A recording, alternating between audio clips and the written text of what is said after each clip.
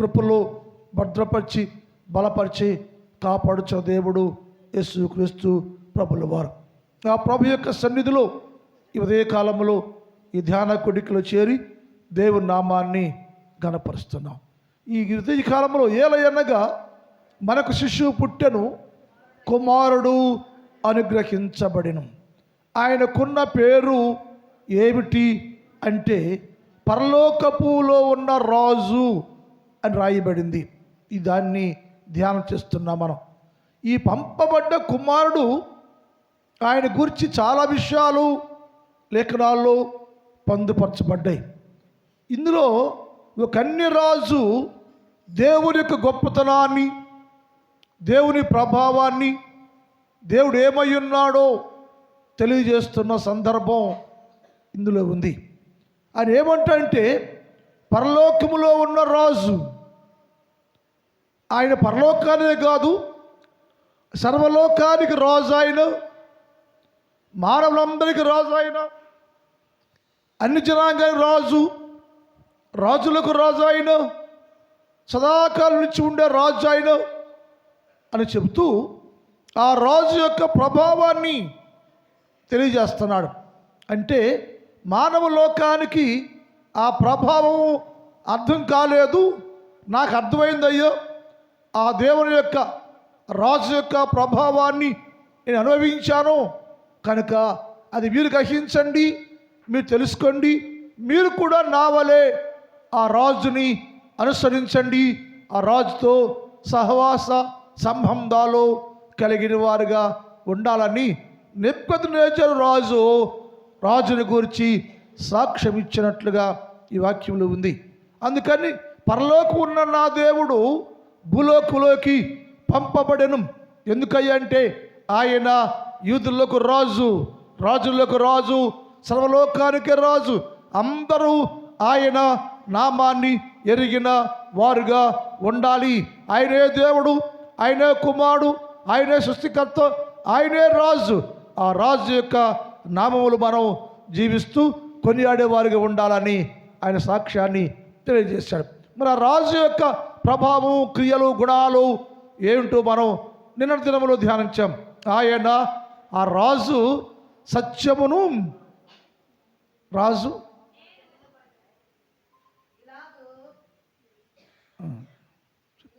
ఇలాగు అలా కాదు, ఆయన విన్నాదని చెప్పండి.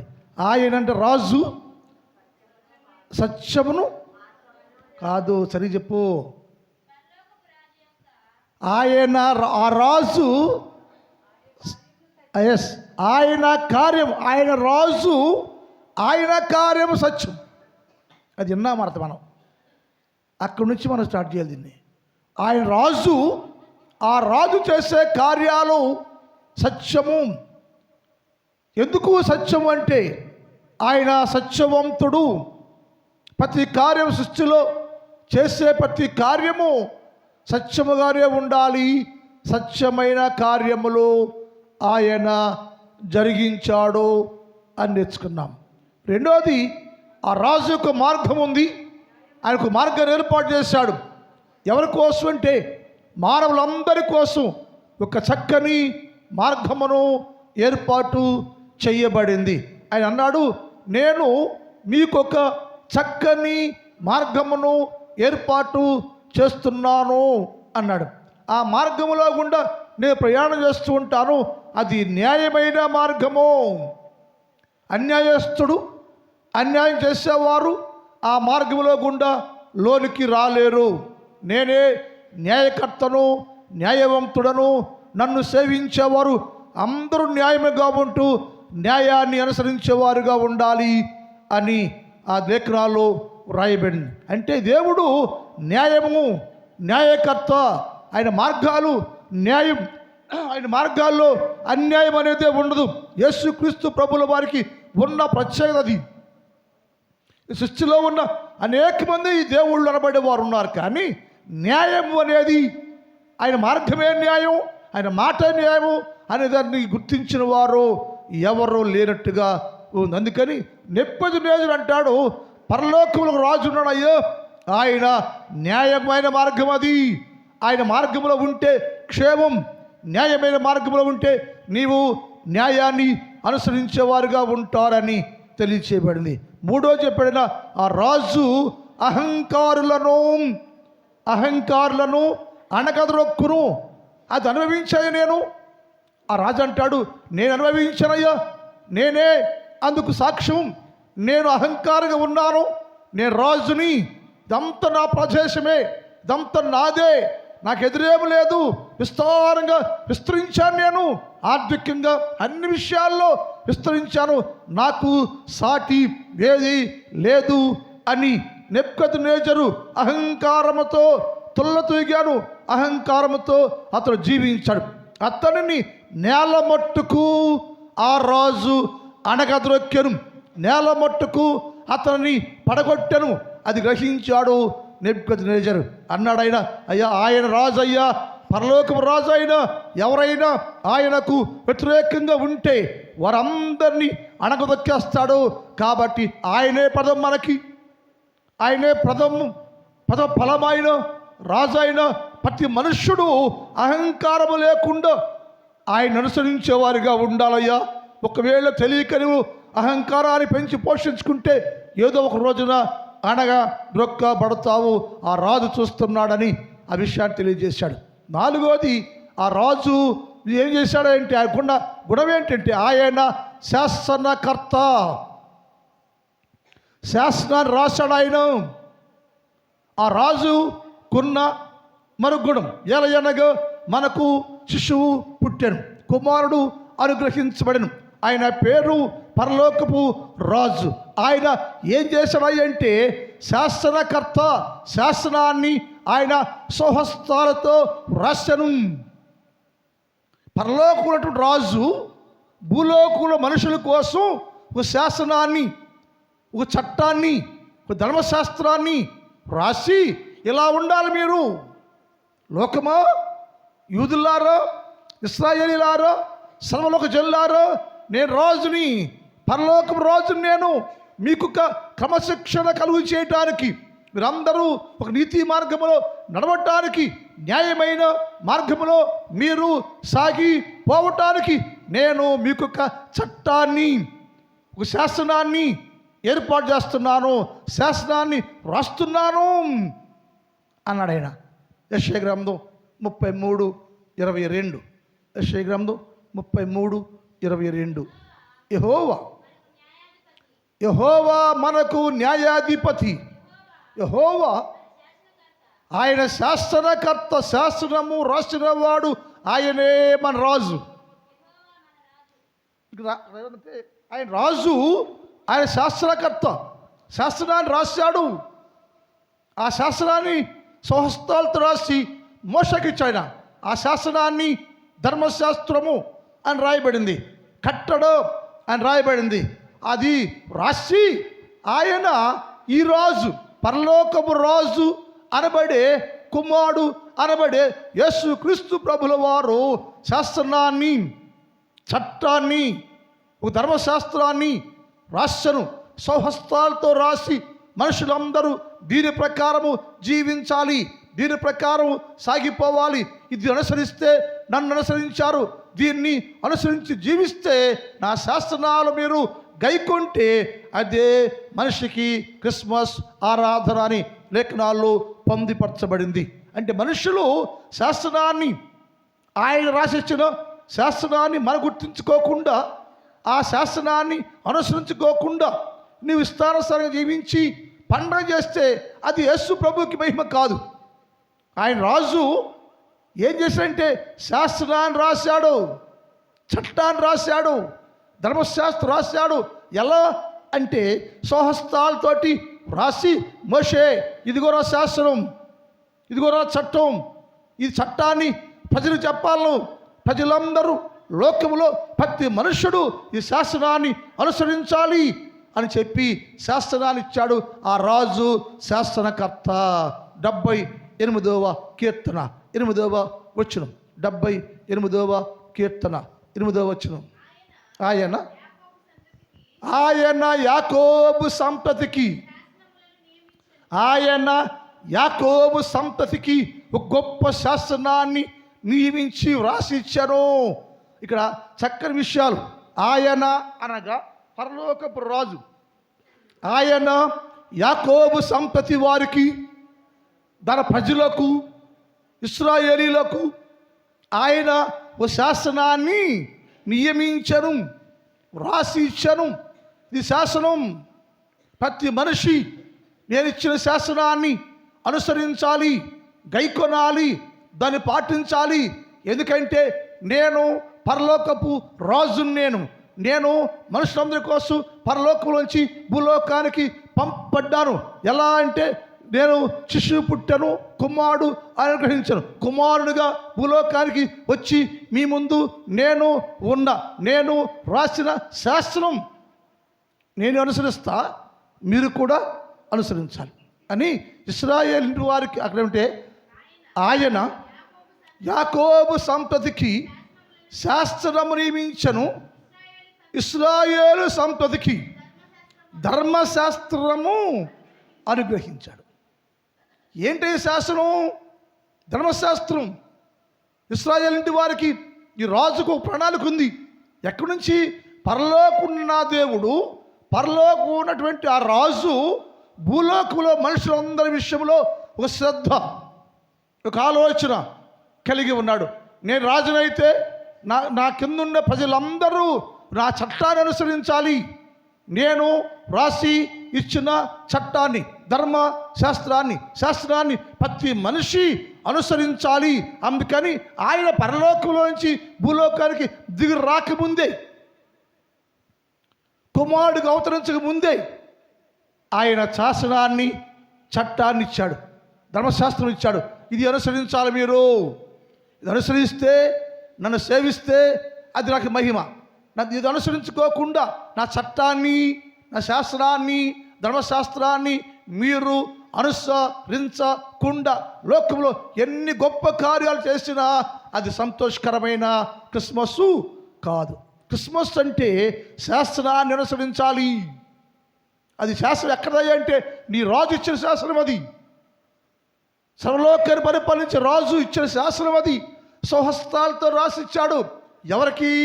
ఇశ్రాయేలు వారికి, యోధా వారికి, మనుషులందరికీ ఆయన శాస్త్రముగా రాసి మోషే చేతిలో పెట్టాడు. అయ్యా మోషే, నువ్వు వెళ్ళయ్యా, ఈ ప్రజలందరికీ శాసనం చెప్పు, ఈ శాసనాన్ని అనుసరించాలి అని చెప్తే ఆయన వచ్చి శాసనాన్ని, లేఖనాలు రాశాడు. అందుకని ఏమిటంటే ఈ ఉదయకాలంలో ఆయన ఎవరయ్యా? పరలోకం రాజు అంటే శాసనకర్త. ఏంటి అని శాస్త్రం అంటే ఆ శాసనాన్ని రాసిచ్చాడు ఆయన. దాన్ని చదువుకుంటే, అనుసరిస్తే ఏమైనా మేలుందా మనకి? ఆయన స్వహస్తాలతో రాసి ఇచ్చిన శాసనాన్ని లేక ధర్మ శాస్త్రాన్ని ఇచ్చాడు. దాన్ని చదువుకుంటే, అనుసరిస్తే, దాన్ని చూస్తే మనకేమి లాభమా అంటే 19వ కీర్తన 19వ కీర్తన 7వ వచనం చదువుదాం. 19వ కీర్తన. యెహోవా వ్రాసిన ధర్మశాస్త్రము, యెహోవా నియమించిన, వ్రాసి ఇచ్చిన ధర్మశాస్త్రము అది యథార్థమైనది.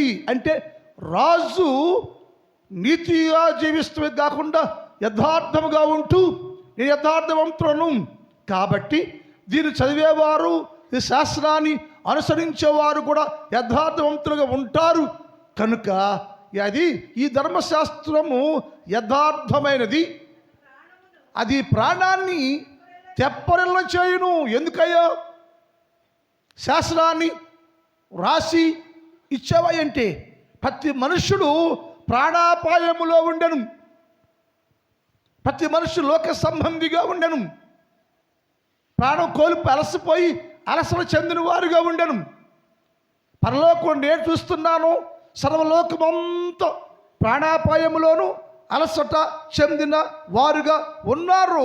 వారందరూ వారి ప్రాణాల్లోంచి అలసట చెందిన స్థితి, పడిపోయిన స్థితి, లోకంలో ఉన్న స్థితి మార్చబడి వాళ్ళు బలమైన సాధనాలుగా చేయబడాలంటే నేను వారికి శాసనాన్ని వ్రాసి ఇస్తా. అది ఎవరైతే అనుసరిస్తారో వారి ప్రాణములు తెప్పరిల్లును.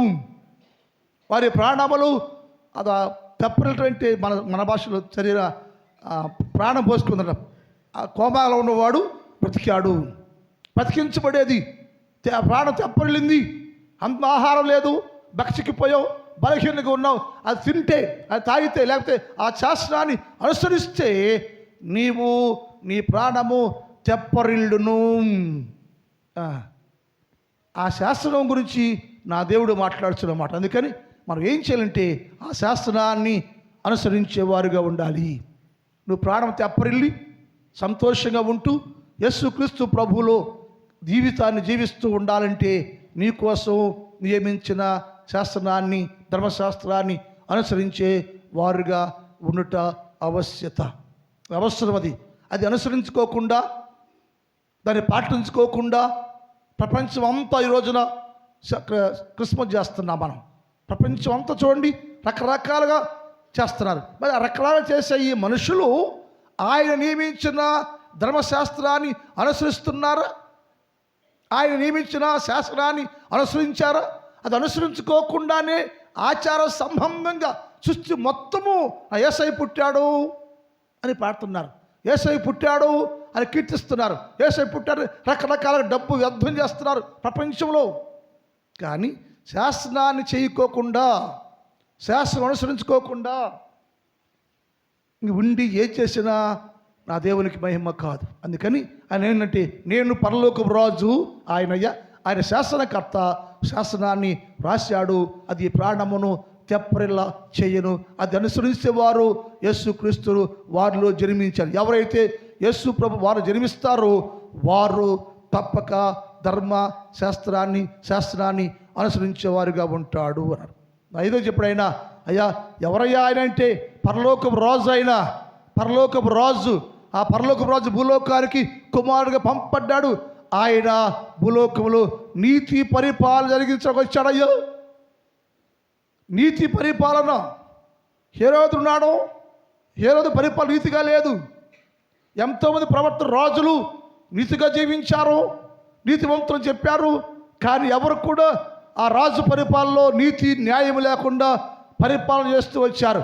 నేనైతే పరలోకపు రాజు, నేను భూలోకంలో ప్రతి మనిషిని, ఈ భూలోక రాజ్యాలను, అనేక రాజ్యాలను, ఈ రాజ్యంతో నేనే పరిపాలన చేస్తా.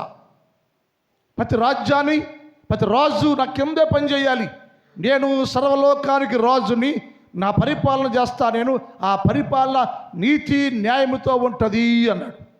యెషయా గ్రంథం 32 అధ్యాయం 1 చూద్దాం. యెషయా 32:1. ఆలకించండి. ఏమంటే ఆలకించండి సర్వలోకమా, మనుషులారా, ఇశ్రాయేలీలారా, మానవులారా, మీరు అందరూ ఆలకించాలి. ఏంటి ఆలకించాలి? ఎందుకు ఆలకించాలంటే నేను చెప్పాను, ఆయన శాసనకర్త, ఆయన రాజుగా భూలోకానికి దిగివచ్చాడు, కుమారుడిగా దిగివచ్చాడు. ఆయన పేరు పరలోకపు రాజు. ఆయన మిమ్ములను పరిపాలన చేస్తున్నాడు. ఆయన పరిపాలన చాలా స్ట్రాంగ్గా ఉంటుంది. ఆలకించండి. రాజు నీతిని బట్టి రాజ్య పరిపాలన చేయను. ఆయన రాజు, పరలోకపు రాజు. ఆ రాజు భూలోకానికి కుమారుడిగా పంపడ్డాడు. ఆయన పేరు పరలోకపు రాజు. ఆయన వచ్చి నీతిగా రాజ్యాన్ని పరిపాలన చేస్తాడు. ఈ లోకలన్నీ అన్ని రాజ్యాలను ఆయనే పరిపాలన చేస్తాడు. ఆయన పరిపాలనలో నీతి ఉంటుంది. ఆయన పరిపాలనలో నీతి న్యాయం ఉంటుంది. అన్యాయంగా పరిపాలన ఉండదు. ఈరోజు లోకంలో మనుషులైతే, ఈ మనుషులు రాజులుగా ఉంటే అన్ని రాజ్యాల్లో అవినీతి, అన్యాయం, అక్రమం. అందుకనే రాజ్యాలు కూలిపోతున్నాయి, రాజ్యాలు పడిపోతున్నాయి, రాజ్యాలు నిలబట్టాల. కారణం ఏంటంటే ప్రతి రాజు అన్యాయస్తుడే. ప్రతి రాజు అన్యాయంగా ప్రజలను పరిపాలన చేస్తున్నారు కాబట్టి అవి కూలిపోతూ ఉన్నాయి. ఆయన అన్నాడు, నేను వచ్చాను, నేను రాజుని, నా పరిపాలన నీతిగా ఉంటుంది. ఆయన రాజు వచ్చి ఆయన నీతిగా పరిపాలన చేస్తాడు. అదే మాట ఇర్మియా కూడా మాట్లాడాడు. ఇర్మియా గ్రంథం 23:5 కూడా అదే మాట ఇర్మియా కూడా మాట్లాడు. ఇర్మియా గ్రంథం 23:5. యెహోవా ఇలాగు ఆజ్ఞాపించెను, రాబో దినములలో నేను దావీదునకు నీతి చిగురు పుట్టించదను, అతడు రాజై నేను భూలోకానికి కుమారునిగా తీసుకురాబోతున్నాను. ఎలయనగా మనకు శిశువు పుట్టెను, కుమారుడు అనుగ్రహించబడెను. ఆయన భూలోకంలో శిశువుగా కుమారుడుగా పుట్టి ఆయన పేరు రాజు అయితే, పరలోకం రాజు అయితే ఆయన ఆ రాజు నీతి చదవమ్మా, అతడు రాజై పరిపాలన చేయును, అతడు వివేకంగా నడుచుకుంటాడు, నీతి జరిగిస్తాడు, నీతి పరిపాలన చేస్తాడు. ఆ రాజు దగ్గర నేను రాజునే. నువ్వు రాజువా? ఎస్, నేను రాజునేనయ్యా. మరి నువ్వు రాజు అయితే వీళ్ళందరూ ఏంటి ఇలా అంటున్నారు అన్నాడు పిలాతు దగ్గర. నువ్వు రాజువా? నేను రాజునే. మరి నువ్వు రాజు అయితే వీళ్ళందరూ ఏంటి నేను ఇలా మాట్లాడుతున్నారు అంటే ఆయన అన్నాడు, వారు నిజంగా నా ధర్మశాస్త్రాన్ని, నేను రాసిన శాసనాన్ని ఎరిగి ఉంటే నన్ను ఇక్కడికి తీసుకొని వచ్చేవారు కాదయ్యా. అందరూ అరుస్తున్నారంటే, కేకలేస్తున్నారంటే అర్థం ఏంటంటే నేను రాజుని అని గుర్తించలేదు, నేను శాసనకర్తని అని గుర్తించలేదు, నా మార్గమే న్యాయం అని గుర్తించలేదు. నన్ను ఏమి ఎరగకుండానే ఎరగనందువలన వారు అలా మాట్లాడతారు. నేను మాత్రం నీతిమంతుడనయ్యా, మౌనంగా ఉన్నాను, నిదానంగా ఉన్నాను, సమాధానంగా ఉన్నాను. కారణం ఏంటంటే నేను రాజునయ్యా. రాజుకి ఉండవలసిన క్వాలిటీ గుణం ఏంటంటే నీతి, పరిపాలన, న్యాయం పరిపాలన, సత్యం పరిపాలన, అడగదొక్కే జీవితం కలిగి ఉంటాను. నా పరిపాలనలో ఎవరు అసమాధానంగా ఉండరయ్యా. అందుకని ఆ రాజు అంట ఏం చేద్దంట, నీతిగా పరిపాలన చేస్తాడు అని చెప్పి అదే ప్రవచనం అయితే నెరవేర్పు కూడా జరిగింది. ఎక్కడ? మత్తయి సువార్త 2:5 చూద్దాం. మత్తయి సువార్త 2:5 మాట ఉందో. మత్తయి సువార్త అమ్మా. అందుకు వారు యూదయ బెత్లెహేములోని ఇప్పుడు అడుగుతున్నారు. ఎవరు అడుగుతున్నారు? జ్ఞానులు అడుగుతున్నారు. నిన్ను అడిగారు, రాజు ఎక్కడయ్యా, రాజు ఏడి అంటే హేరోదు నేనే రాజునయ్యా ఈ దేశానికి అంటే ఆయన కాదయ్యా, ఒక రాజు వచ్చాడు, ఆ రాజు గురించి ప్రవచించబడింది అయ్యా, ఆ రాజుకి ప్రవచనం చేయబడింది. ఆ రాజు రాజై నీతి పరిపాలన చేస్తాడు, ఆయన పేరు యేసు. ఆ రాజు గురించి లేఖనం రాయబడింది, ప్రవచనం చెప్పబడింది. ఎలా చెప్తావు ఆయన అంటే గ్రంథాలు తిరగాయండి, ప్రవచన గ్రంథాలు తిరగాయండి, అందులో ఆయన గురించి రాయబడింది. పరలోకపు రాజు ఆయన కన్యక గర్భంలో జన్మిస్తాడు, రాజై నీతి పరిపాలన చేస్తాడు, ఆయనే సర్వలోకానికి రాజు అని గ్రంథాలు రాయబడింది అయ్యా. మీరు ఎగర్రా చదువు. అందుకు వారు యూదయ బెత్లెహేములోని ఎలయనగా యూదయ దేశ బెత్లెహేమ, నీవు యూదా ప్రధానులో ఎంత మాత్రము స్వల్పమైన దానవు కాదు. ఇశ్రాయేలును నా ప్రజలను పరిపాలించువాడు నీలో నుండి వచ్చును రాయబడి ఉన్నదని చెప్పారు వాళ్ళు. అంటే ఈ ప్రవచనం ఎప్పుడో రాశారయ్యా, రాజు పుడతాడని. నువ్వు రాజు అంటే ఏంటి? నువ్వు కాదు రాజువి. అసలు రాజు ఉన్నాడు, ఆయన నీతి పరిపాలన జరిగించే రాజు. ఆ రాజునే మీరు వెతుకుతూ వచ్చామయ్యా. ఆ రాజును చూడాలి మేము, ఆ రాజు కావాలి మాకు. ఆ రాజు కోసం చాలా ప్రయాసపడ్డాం మేము. ఆయన నీతి పరిపాలన, నీతి న్యాయముతో సత్యముతో పరిపాలన చేసే రాజు ఆయన. ఆయా రాజుని చూడాలని, నీతి పరిపాలన చేసే రాజు, పరలోకపు రాజుని, సర్వలోకానికి రాజుని, ఈ లోకమంతానికి కింద ఉంటుందయ్యో ఆయనే గొప్ప రాజు. ఆ రాజుని, అలంకరించబడిన రాజుని మేము కనులారా చూడటానికి వచ్చామయ్యా. అది లేఖనమయ్యా, అది ప్రవచనమయ్యా, నెరవేర్పు జరిగిందయ్యా, వచ్చాడయ్యా. ఆయన పరిపాలన నీతి న్యాయముగా ఉండి ఆయన పరిపాలిస్తాడు, ఆయనే సర్వలోకానికి రాజు అని వారు సాక్ష్యం ఇచ్చారు. అందుకని లేఖనం చెబుతుంది ఆయన ఎవరయ్యంటే, పరలోకపు రాజు ఎవరయ్యంటే నీతి న్యాయముతో పరిపాలన చేసి తన ప్రజలందరినీ సత్య సంపూర్ణ చేస్తూ సమాధానంగా పరిపాలన చేసేవాడుగా ఉంటాడని లేఖనాల్లో రాయబడింది. చివరికి మాట దానియేలు గ్రంథం 7వ అధ్యాయం, దానియేలు 7:13-14.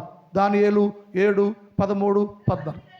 అమ్మా, రాత్రి కలిగిన దర్శనం. నాకు ఒక దర్శనం వచ్చిందయ్యా.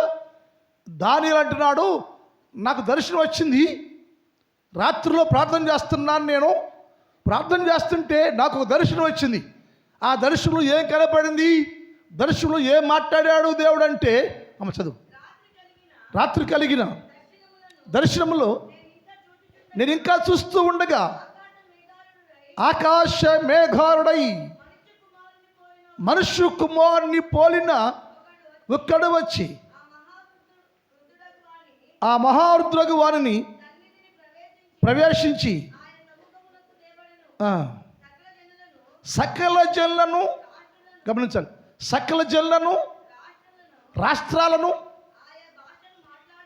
ఆయా భాషలు మాట్లాడు వారిని ఆయన సేవించినట్లు ప్రభుత్వాలను, మహిమయు, ఆధిపత్యమును ఆయనకి ఇయ్యబడను. అంటే ఆ పంపబడ్డ రాజున్నాడే, ఆయనకి ఈ అధికారం అంటే రాష్ట్రాలు, రాజ్యాలు, జనులు, మనుషులు అందరూ ఆయన కింద, నీతి పరిపాలన కింద ఉండే అధికారము ఆయనకి ఇవ్వబడింది. ఆయనే యేసు క్రీస్తు ప్రభుల వారు. ఇప్పుడు మనం సేవించేది ఎవరు? ఈ పండుగ చేస్తున్నామే, ఆయన ఎవరు? సింపుల్గా యేసు ప్రభు అందామా? క్రిస్మస్ అందామా?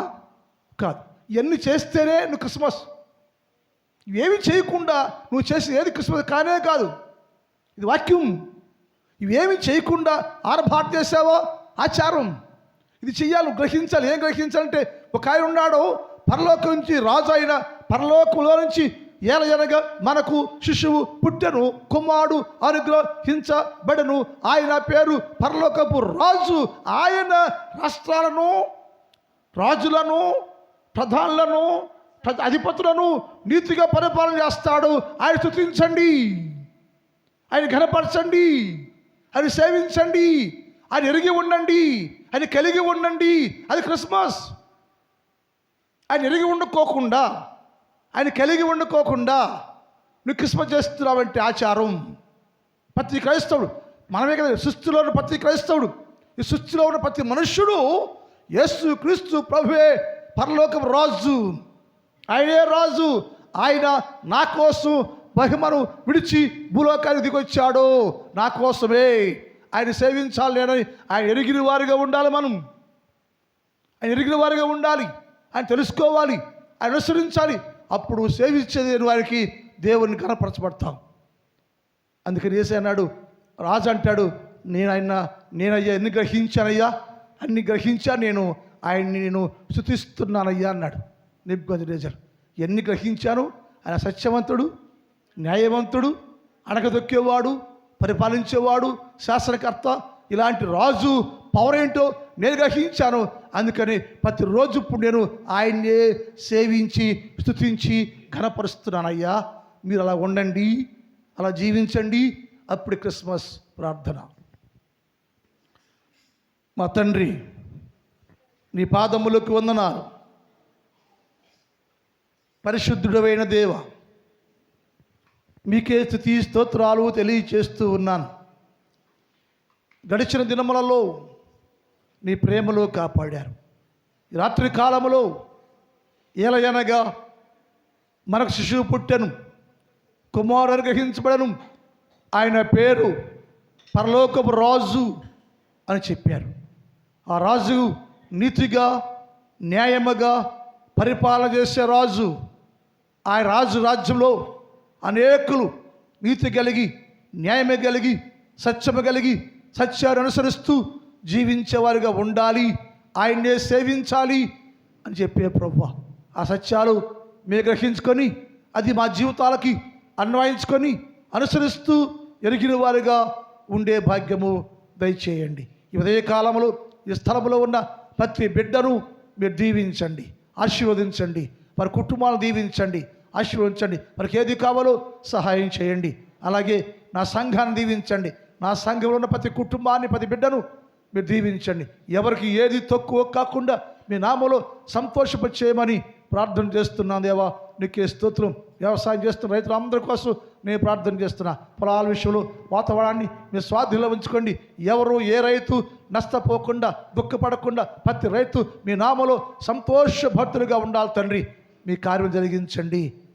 ఉదయకాలంలో అనేక పనుల్లో ఉంటున్న ప్రతి బిడ్డను దీవించి ఆశీర్వదించి మహిమ పొందుకోమని యేసు వారి పరిశుద్ధ నామములో ప్రార్థిస్తున్నాం తండ్రి.